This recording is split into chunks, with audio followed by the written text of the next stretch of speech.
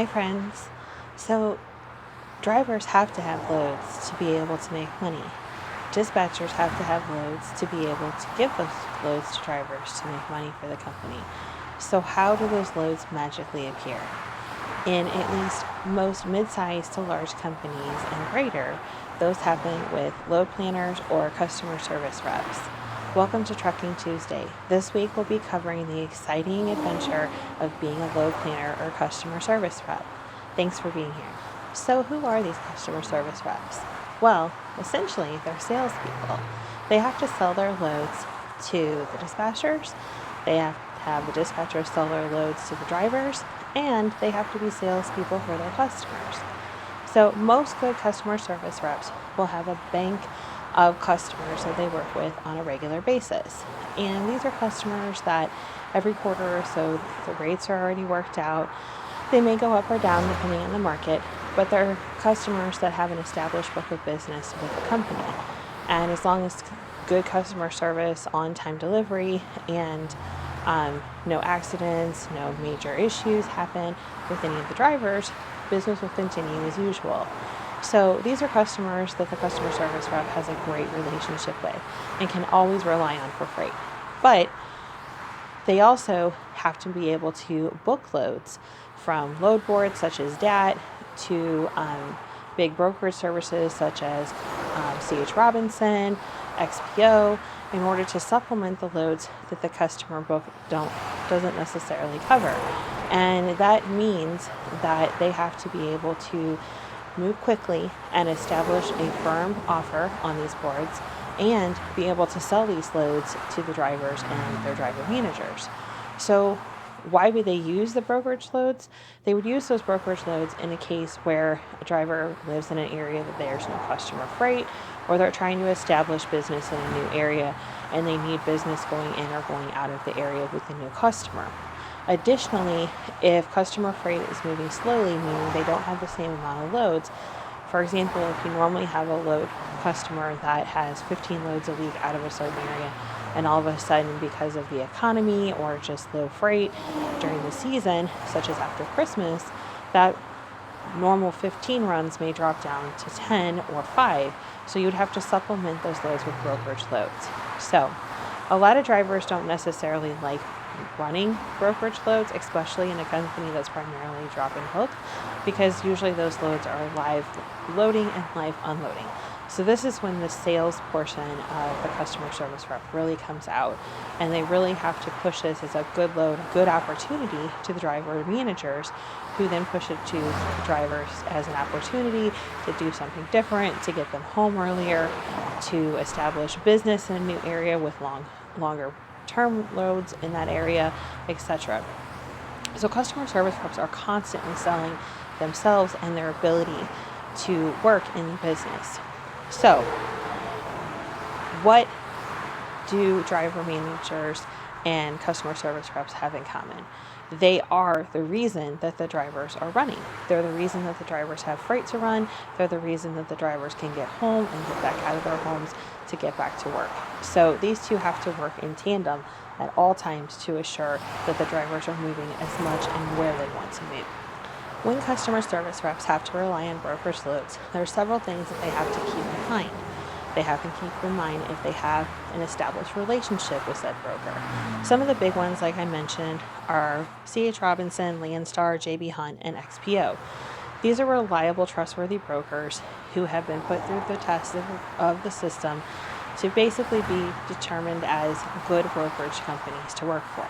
They follow all the rules, they don't have unreal expectations, and they tend to be fair in terms of pricing and bidding. Other places that CSRs may get loads would be ad hoc boards with FedEx and other large companies that perhaps are trying to cover a load that another carrier fell off of, or they have extra freight that they're trying to get covered to move quickly. The ad hoc boards tend to run on bidding only, as do the load boards. If you work directly with a broker, you would have to reach out to them and either post your trucks in that area and say, hey, I've got trucks in this part of Texas or this part of Florida, or reach out to them with their load board, see what they have to offer, and start making bids. These bids happen really quickly, and you have to be on top of your game and know what is the best price to bid. The best price can either be an all-in, which means it includes fuel, or a flat rate, which is the base rate plus fuel. And the fuel is usually determined weekly by your company in terms of the fair market price of what fuel is running nationally as an average. You want to make sure that you're making enough money to pay the driver, to pay everyone in the office, to pay truck and maintenance repairs, and just to basically pay yourself as a customer service rep for doing the business. So it's a non-stop selling experience. And like I said, the selling doesn't stop just when you get the load. Then you have to sell the load to the driver managers, who in turn you have to help them sell the loads to the drivers. So if you're a salesperson, this is a great job for you.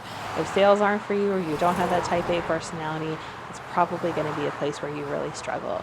For me personally, I'm fascinated with what CSRs do. Not something I could ever handle. That kind of pressure is just not for me. I've never been a salesperson. I have no problem selling loads to drivers, especially if it's in case of getting them home or getting them back on the road after home time. But in terms of booking loads, not something I'm a huge fan of. It is great to have the customer relationships, though, especially if you involve your driver managers, because they're going to be the ones who make sure that the drivers pick up and deliver the loads on time and do so in a pleasant and professional manner. You have no idea how much the drivers themselves are the face of the company when they're out there.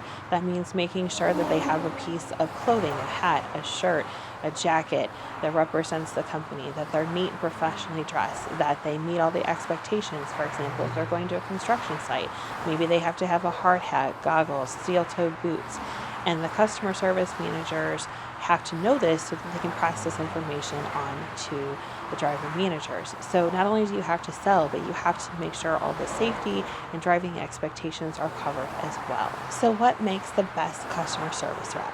Someone who has a large established book of regular customers, and this means reaching out, gaining new customers, and establishing a firm and fair business relationship with them.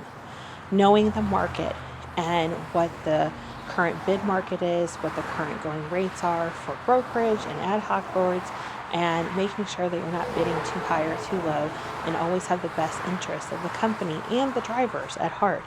And you're good and fast at bidding, knowing the fair price and making sure that you're covering any and all driver home time, driver going out from the house, and making sure that all drivers are covered with minimal sitting time.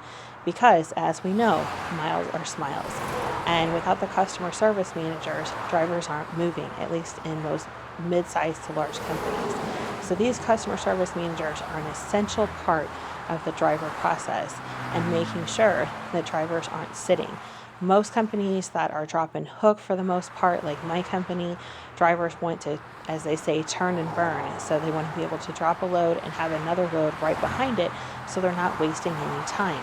So the customer service managers usually have to look at least a day, if not 2 or 3 days ahead, especially on the weekends, to make sure that all of the drivers are covered.